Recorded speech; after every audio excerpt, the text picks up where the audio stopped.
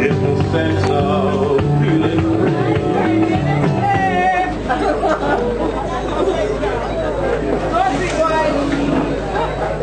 Thank you very much, Master of Ceremonies, members of the Cabinet of Barbados in the persons of Minister of Industry, Small Business and Rural Development, the Honorable Dennis Kelman, Minister of Social Care, Constituency, Empowerment and Community Development, the Honorable Steve Blackett,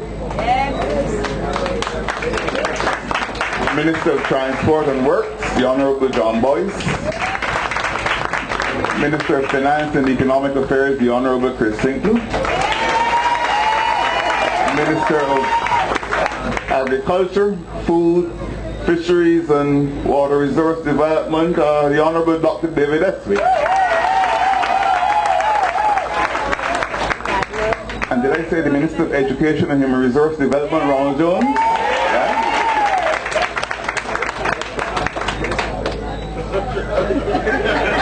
Other members of Parliament in the persons of the Speaker of the House of Assembly, His Honour Mr. Michael Carrington, the Deputy Speaker of the House of Assembly, His Honour Mr. Kenny Bess, MP for St. Michael East, Senator Verla De Pisa, who's the candidate for Christchurch West. And of course we have other candidates here in the persons of Patricia Innes, candidate for St. Michael North East, Dennis Hall, the candidate for St. Joseph, and of course Senator Irene Sandiford-Garner, who is hosting us here this evening, she and her family, and her campaign manager in the person of Mr. Keith Simmons.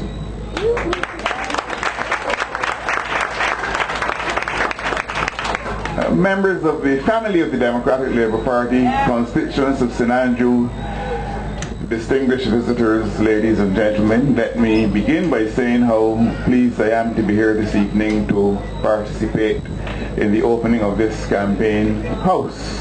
I was in St. Andrew yesterday morning and benefited from your charm of manner and from the warmth of your hospitality. I left St. Andrew yesterday with 2 bags of cucumbers.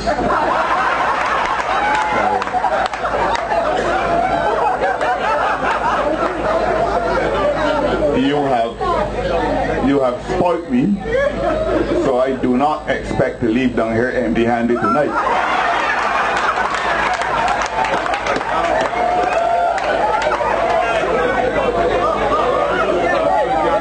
But I'm very pleased to be down here to support Senator Irene Sandiford-Garner, for whom politics is a conviction, as she fights against a man for whom politics is just a career opportunity. And therein lies the fundamental distinction between the Democratic Labour Party and the Barbados Labour Party. For us, politics is about conviction. And I do not mean criminal conviction. But for them, it is just a career opportunity.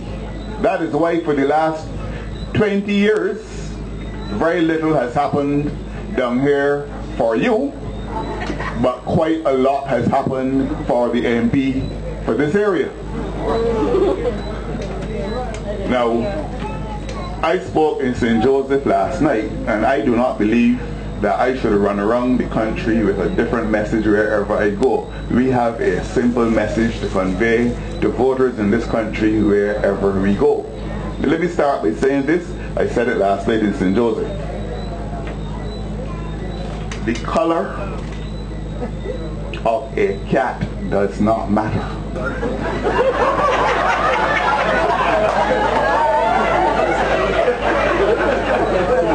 What is important about any cat is that he should catch mice.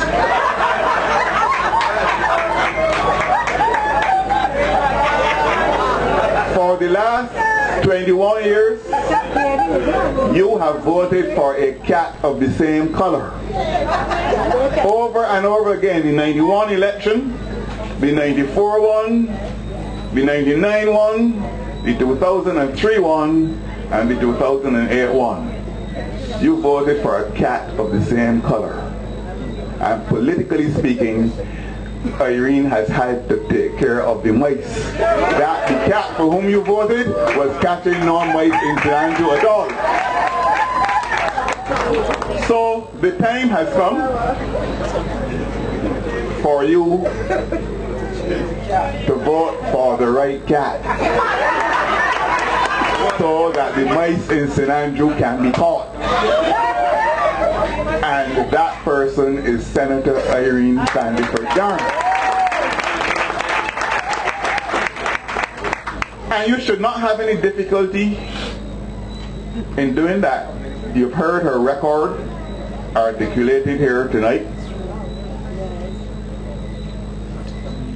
But reflect on this, that when the present MP for this area was a minister of the Crown in the Barbados Labour Party, and when his Prime Minister could not stomach him anymore and cashiered him and banished him to outer darkness, he replaced him with a man called Noel Lynch. And the very first thing Noel Lynch said was that he had been brought in to take all of the pain out of tourism. He was not only a pain in tourism, he's a pain to the people of St. Andrew too. And if Arthur has shown you how to get rid of pain, if that's the only thing you can learn from Arthur, take that lesson, and in the upcoming election, which is not too far away, get George Payne out of St. Andrew. Make sure that you go and vote for Irene Sandiford-Yarn. I have heard all of the rapture here tonight. I have listened to all the applause. I have been overwhelmed and spellbound by your reception of Irene. But that is not going to get her in the house. What is going to get her in the house is you're going out there and vote, and you're making sure that every person over whom you have a jot or tittle of influence, you get to go to the polls and vote for her as well. I spoke last night in St. Joseph about the importance of voting. It is a political obligation, not to be taken lightly.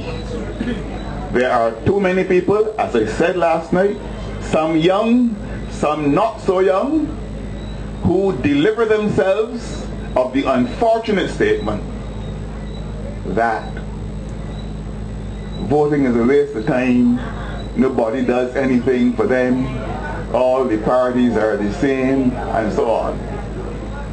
Let me remind you, as I said last night, I am going to repeat this wherever I go, because the only way to instruct and to shape the popular mentality is by repetition. There was a time in Barbados when people like you had no vote. If you did not own land, or if you did not work for a certain amount of money, you could not vote. In 1951, when universal adult suffrage was introduced, you had to be age 21 to vote.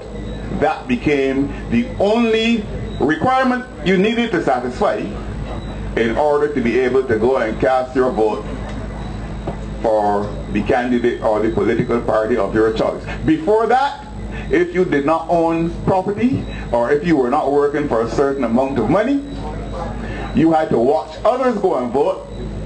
Owners of property, And you had to own property or work for a certain amount of money to run for the House of Assembly too.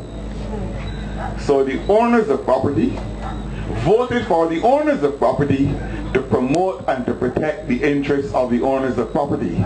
That was changed in 1951 as a result of the agitations coming out of the disturbances of the 1930s and thereafter, and the agitations in particular of people like Charles Duncan O'Neill and people like the late Winter Algernon Crawford.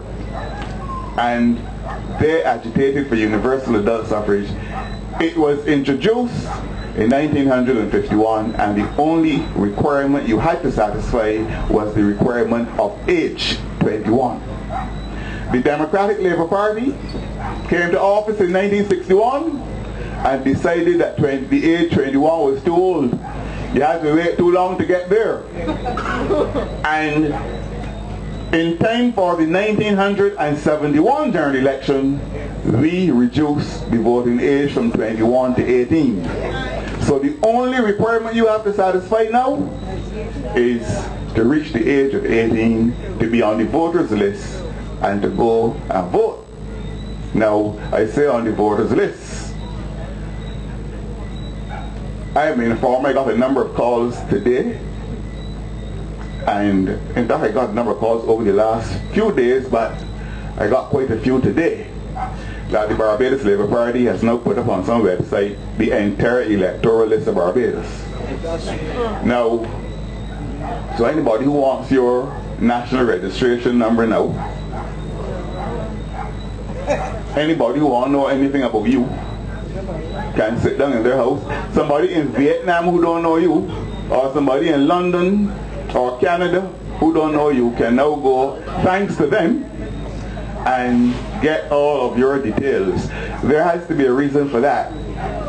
And I keep telling my colleagues, they understand. You cannot underestimate the inventiveness or creativity of criminals. You never know what they are up to. There is a reason why they have done that. I would like you to be sober and to be vigilant, because your adversary, the devil, like a roaring lion, walketh around seeking whom he may devour. Keep your eyes wide open, make sure your name is on the list, and go out there and vote for Irene Sandiford Garner and the Democratic Labour Party when this election is called. The choice in St. Andrew, as across the entire country, is going to be reflected at 3 levels. At the first level, you have a choice between 2 candidates. The choice is going to be between George Payne and Irene Sandiford Garner. Now,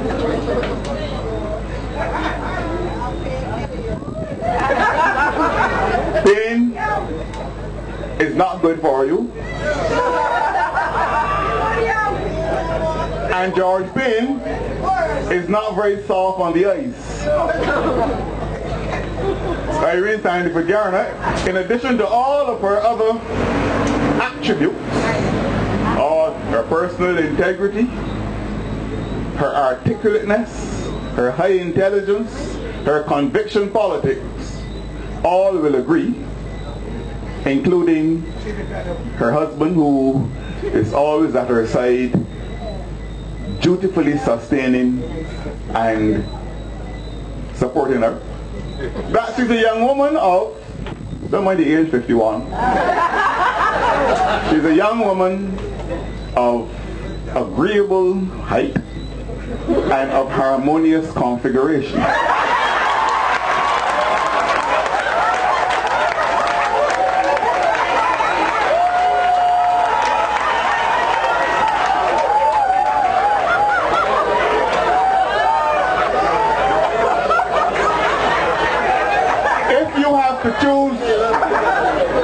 If you have to choose between that and a spiteful and disgruntled man, There's no choice. And I know whereof I speak. Because I had my own experiences with George Payne. When he was Minister of Housing, I've told the story in the Senate, I've told it in the House, I've told it on political platforms, and I'm going to tell it here again tonight, because I don't believe that there should be any comfortable room in politics for the kind of spite of which that Barbados Labour Party is capable. When I was Member of Parliament for St. Philip South, we were asked to search around in our constituencies for any land that was available so that the government could assist us in addressing the acute housing problems across the country. Dutifully, I went to St. Philip South, and marvelous to relate, I came upon a landowner who had 13 acres of land which he was prepared to make available to the government. The land was for the land he had already secured town planning approval for its subdivision. Quite optimistically and dutifully I wrote and indicated that I had found this land and that I could effect a serious dent in the housing challenge in St. Philip South and in St. Philip North as well. And I waited. Months passed, and then one day, going down the steps of the House of Assembly on my way to lunch, I coincided with George Payne. I said, George, I had written you in connection with that land in St. Philip, but I've heard nothing. I hope it is being worked on. He stopped on the stair and looked me in the face. He said, let me tell you something, Freundel. As long as you are a Member of Parliament for St. Philip South, I am doing nothing for St. Philip South. If the people of St. Philip South want houses, they have to get rid of you and vote for the Barbados Labour Party, or they have to wait until the Democratic Labour Party comes back to office. But I ain't telling about to tell you, I ain't doing nothing up there as long as you are MP. I told the story in the Senate when I was there. I've told it in the House since I've gone back there, and I've told it on political platforms, and I'm saying it here tonight. Look, this might shock all of you, but my experience, that experience, has caused me to have the greatest possible respect for George Payne. You know why? He kept his promise.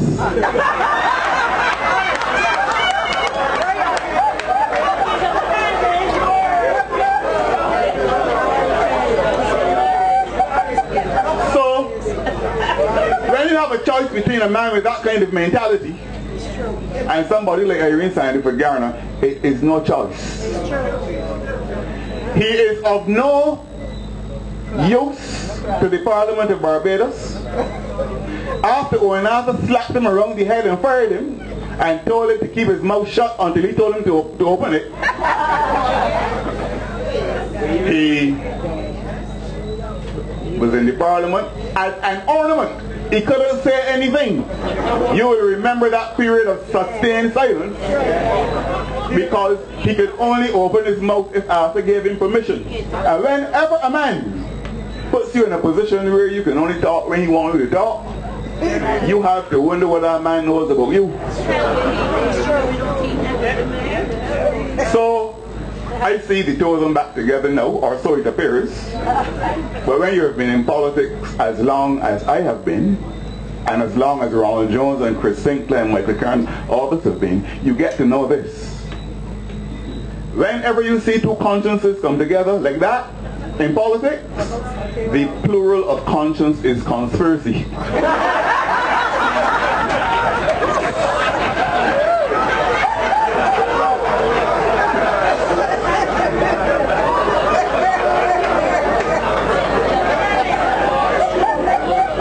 Miss Motley learned that to her enduring pain.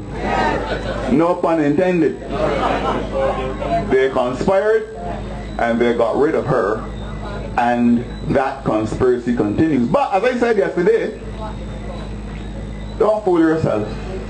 There is an inveterate dislike of George Payne by Owen Arthur, and there's an inveterate dislike of Owen Arthur by George Payne.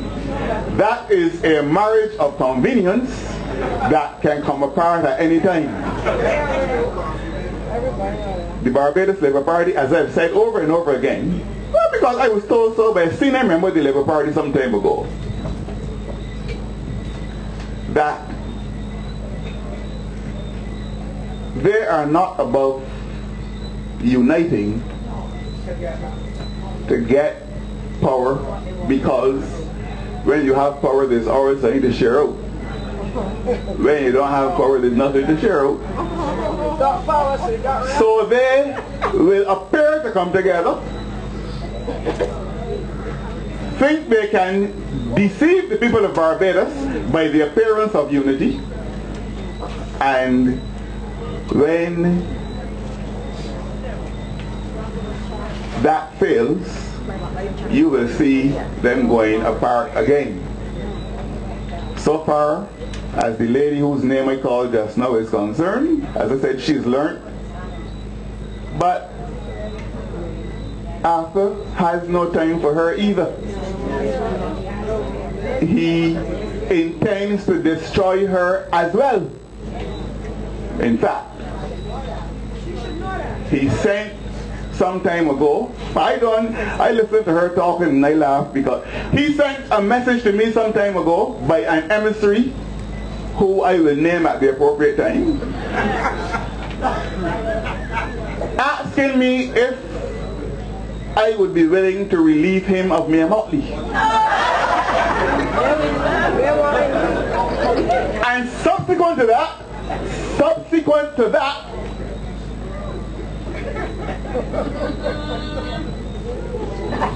one day sitting in the House of Assembly, he summoned, Michael, what is those persons I call the clerks? Not the clerks, the marshal. He summoned the marshal and wrote a note to me saying to me, look, I told so-and-so to tell you something, and that stands. I really want you to relieve me of Mayor Motley. I have it in writing. I only waiting. I listen to all the talk going on. I have it in writing. So when I hear all of these publicists carrying on, I keep my mouth shut. The Spaniards have a saying, a fly cannot get into a closed mouth. If your mouth is closed, the fly can get in there. That is why I listen more and talk less.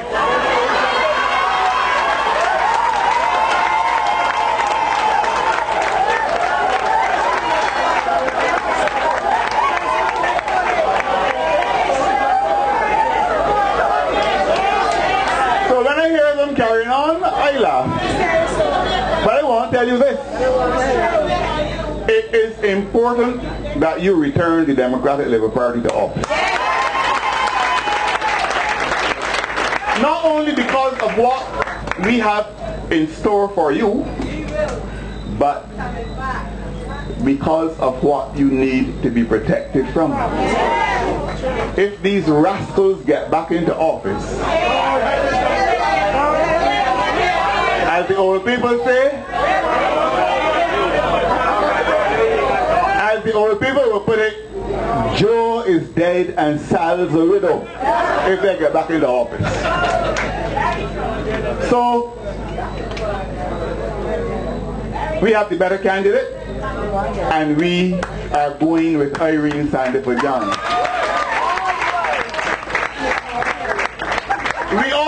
have the better party. That's right. Because there's no political party in Barbados, none before we were formed in April 1955, and none since, that has done as much for any country in Barbados or in the Caribbean than the Democratic Labour Party. They like to tell us, don't go back, don't look back, look forward. Don't talk about what happened already. The people want to hear about the future. They like to tell you that, because when we go back, their record when compared with ours is barbaric by comparison. So they don't want to go back. They give the impression that going back, looking back, is something unproductive, something useless. But tell me something though. Morris Lee said prayers here this evening. When Morris Lee goes in the pulpit, he goes all about Adam and Eve. He goes back to Abraham and Isaac. He goes back to Ahab and Jezebel. You mean if I go back to 1961 and get back too far? When Morris Lee goes back much further? And nobody says he's going back too far, because those stories are relevant. So they have to put up with me. They have to hear the story of the Democratic Labour Party.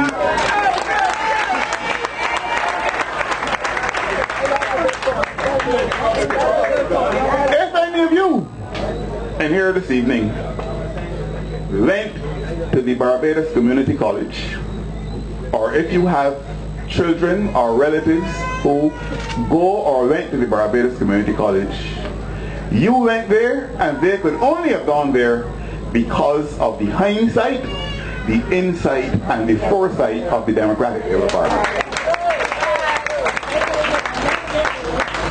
I say the same for the Samuel Jackman Prescott Polytechnic, because that is also a creation of the Democratic Labour Party. I say the same thing for the Cayfield campus of the University of the West Indies. That too is also a creation of the Democratic Labour Party. And most of the school plans across Barbados in modern times, the creation of the Democratic Labour Party. The hotel school, the Democratic Labour Party. Some of the most progressive pieces of legislation passed in any Caribbean country in the last 50, 60 years have been passed in Barbados by the Democratic Labour Party. I was in London in August, turned on a television to hear people talking about single women experiencing all sorts of depression because if they're in common law relationships with men and the relationships end and they think they're entitled to something, when they go to lawyers and go to the courts, they realize that there was nothing in it for them because English law does not recognize common law relationships. The Democratic Labour Party settled that in Barbados since 1975.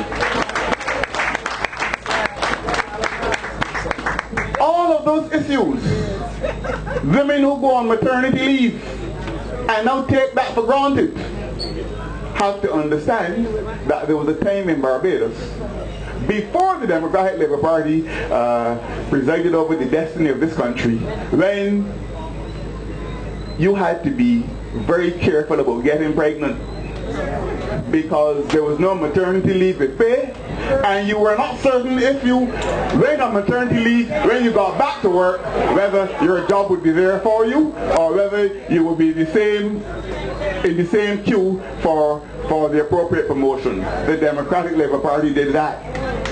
If you live in a Barbados today where men and women work for the same wages, for the same work, get equal work, equal pay, it's because the Democratic Labour Party did that. When we came to office in 1961 for the first time, men got more money than women even though the men and women were doing the same work. We said that was totally unacceptable to us and we changed it. We have the best and most reliable social security system in the entire English-speaking Caribbean. Our national insurance scheme, 1967, the Democratic Labour Party. And I could go on and on and on. Severance Payment Act of around 1971, where workers, if they lose their jobs because of circumstances beyond their control, like fires and that kind of thing, or other natural disasters, the law requires that they be compensated for the years they put in at that workplace, the years they helped to build it. The Democratic Labour Party, after the fires in Broad Street, the Fogarty fire, and a few other fires that put workers at a disadvantage. That's why they don't want us to look back, because they have no record that compares with that. I'm not going to talk about independence. They fought us in this country on independence. They said it was going to be too expensive. They said that we should not go it alone. We needed a walking stick to carry along with us. So go along with some of the other countries in the English-speaking Caribbean. We said no, we can do it alone. And 46 years later, Barbados is one of the leading developing countries in the entire world. We have nothing of which to be ashamed. But over the last 5 years now, in the worst crisis that the world has seen in the last 100 years, we were called upon to govern Barbados. The names you heard me call earlier, the members of the cabinet of Barbados, young men full of energy, full of vision, full of conviction, decided we are going to commit ourselves to this task. The worst crisis the world has seen. United States of America, the richest country in the world. About 50 million people on food stamps. Nearly 20 million unemployed. United Kingdom laying off over 500,000 public servants. Countries like Greece and Spain and Portugal and Italy. Finland. Iceland, I beg your, yes. These countries battling, wobbling during this crisis.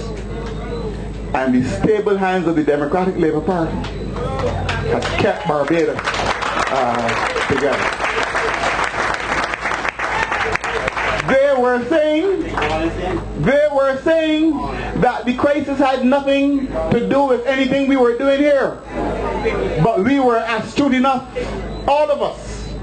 Whenever we got a chance, we repeated the connection between the world crisis. They've had to admit it, and once they've admitted it now, they're saying, yes, the crisis affects here, but there's still things we can do. And their solution is to privatize everything in Barbados. So if you're married, they want to privatize your wife.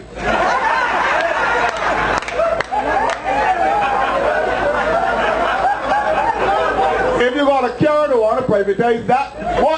They're into privatization at every level. So, the net result of that would be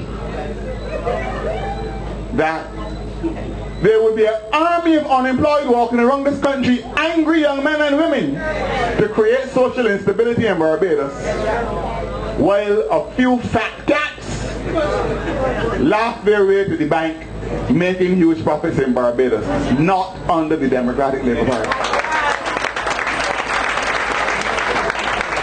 This party has always supported the mixed economy. We support the private sector wholeheartedly because the private sector has a critical role to play and has played a critical role in the development of Barbados since independence and for some time before. Let me make it clear though. Let me make it clear. Michael Carrington is not a lawyer tonight. Dennis Kelman is not where he is tonight. Chris Sinclair is not a university graduate tonight because of any initiatives taken by any private sector. The government had to step in, take over, make decisions for the benefit of the disadvantaged and socially marginalized in this society. Let us understand how we've got to where we are. Oh, we're not going to be any university graduate. If a government didn't come in and say we must have a university here,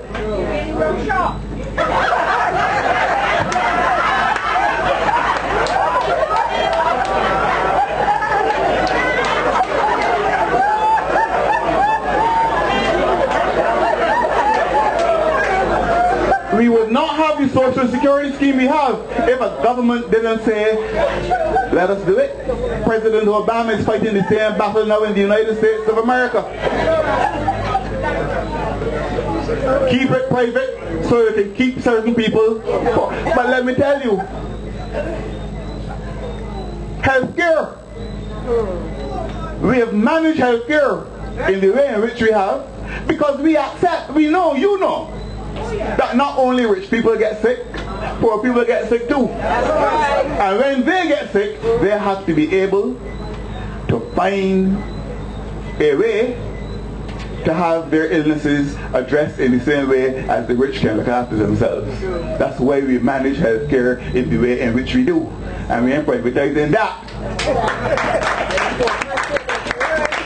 And I could go on and on and on. But let me tell you, based on all that I've heard in the House of Assembly, sitting down in my seat, and based on all that we have heard, Chris Sinclair, David Estick, Ronald Jones, John Boyce, all of us have heard sitting on that front bench. If the Barbados Labour Party ever gets back into office, all of the gains that we registered between 2008 and now will be reversed. The Marshall said, when we debated the Constituency Council bill introduced by Chris Sinclair, that it was the biggest threat to democracy that had made appearance in Barbados in recent times. If that was the biggest threat to democracy, it means that when they come to power, they are going to repeal it. So Constituency Council is gone. They attacked us viciously on summer camps for school children. They still say that it was a waste of money. If they come back to power anytime, they ain't coming this time, but whenever they come back, be sure summer camp's gone. They have attacked us on bus fares for school children. When they come back, free bus fares for school children gone. All of the things that we put in place to protect the more vulnerable elements in this society, to give a voice to the voiceless, the Barbados Labour Party is criticized. And they can't criticize it as violently and as virulently as they have in opposition, and when they come to power, whenever that is not be committed to abolishing them. So you have a clear choice. You have a party that has worked for you in most difficult times. Between 1994 and 2008, Alpha had to deal with one crisis that lasted a few months. The 9/11 issue in the United States of America. And when that happened, he nearly had an apoplectic attack. He didn't know what to do. Introduced what he called counter-cyclical policies because he felt the whole world was caving in. That didn't last very long. And life was back to normal. But Chris Sinclair and Ronald Jones and John Boyce and Steve Blackett, Dennis Kelman, all of us and Don Vallinis, all of us have had to confront a crisis that has lasted for 5 years and nobody knows when it's going to come to an end. Nobody knows. And we've been able to hold Barbados together. Keep it stable. Keep people accessing all of the benefits to which they've grown accustomed. Guaranteeing national stability. Imbuing our children with optimism about the future. And putting our old people in a state of being where after they have struggled in their earning years, they can now enjoy their yearning years. That is the Democratic Labour Party. So, when you compare the two parties, there is no choice. And we ain't going to stop looking back and talking about our record because we are proud of it. If they don't like looking back, let them tell Morris Lee to stop looking back too. Let them go across to all the Anglican churches and tell them to stop looking back on Sundays, and let them go into all the Nazarene churches and all the other churches. Looking back is important. The past focuses a spotlight on the present and gives us a clearer vision of the future. So we have the better candidate and we have the better party. And finally, we have the better vision of the future. We're not stuck in time. We don't know when this crisis is going to come to an end. But even as we grapple with it, we are trying to make sure that we put in place all of the mechanisms for a great leap forward once this crisis passes. So we are restructuring the economy of Barbados. David Essex spoke with daunting eloquence last night at St. Joseph Hills Wick on the restructuring taking place in agriculture. We are also restructuring the economy around energy because we spend too much money, we lose too much foreign exchange importing oil-based energy resources. And we are working feverishly on our international business sector.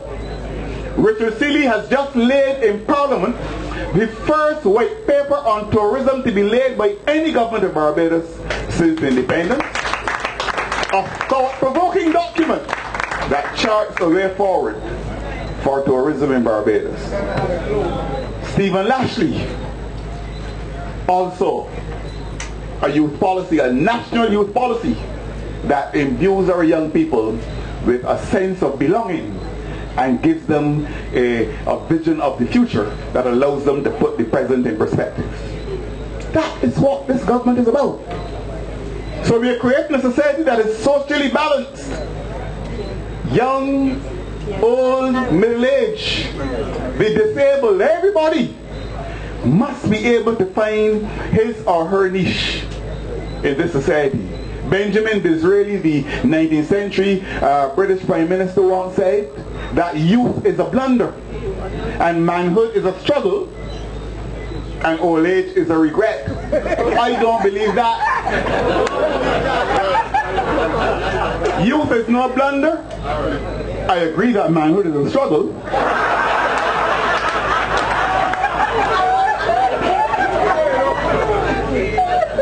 But old age is not a regret. And the Democratic Labour Party has seen to that by making sure that we make proper provision for all. A socially balanced society, an economically viable society around all of the restructuring that I've talked about and the careful management of our financial and economic resources by the Minister of Finance, Chris Sinclair.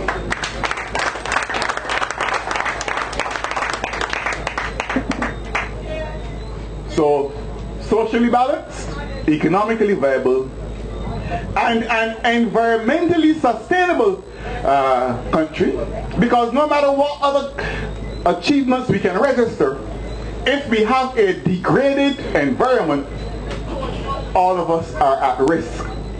So we're trying to create the best environment in which we control our consumption patterns, our production patterns, our waste assimilation patterns, all taken into account our fragile ecosystems and the size of this country, so that health issues and all the other issues that can be developed if we have to live in a degraded environment will be taken care of and are being taken care of by this great Democratic Labour Party. So, what is it that we have to be ashamed of? We can walk with our heads high, push our chests up. We gave and counted not the cost. We heeded not the wound. We sought not for rest. We labored and asked for no reward save that of knowing that the people of Barbados were better off and were able to enjoy a sustainable level of living. So they have been, through their publicists and through their spokespersons, through their emissaries, they've been talking all sorts of things about elections. We need to call election and so on. Now, as I said yesterday, I'm a lawyer. I've been a lawyer since 1984. I understand law too. I am an attorney at law. I am not an attorney at large.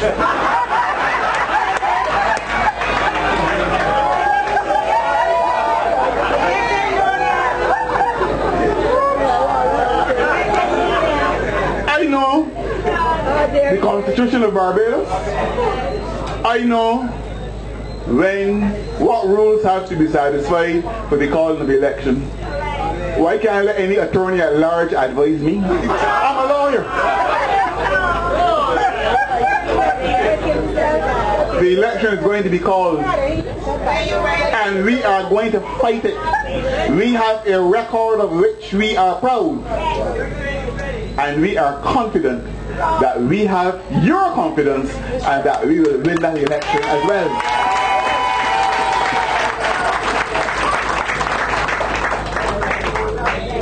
So ladies and gentlemen, you've listened to a lot of talk tonight,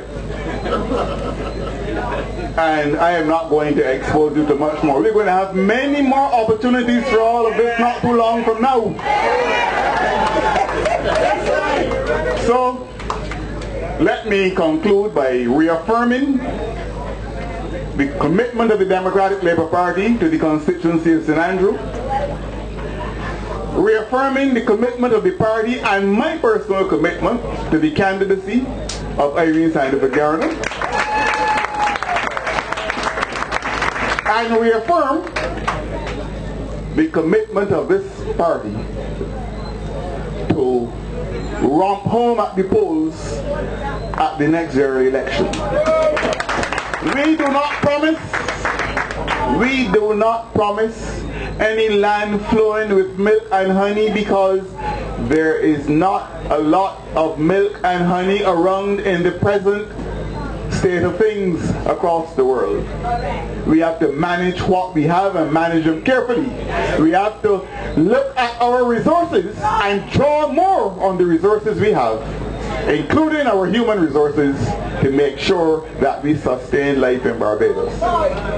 So as the poet Henry Wordsworth Longfellow said so many years ago in that famous poem, The Psalm of Life, not enjoyment and not sorrow is our destined end or way, but to act that each tomorrow finds us farther than today. Thank you, ladies and gentlemen.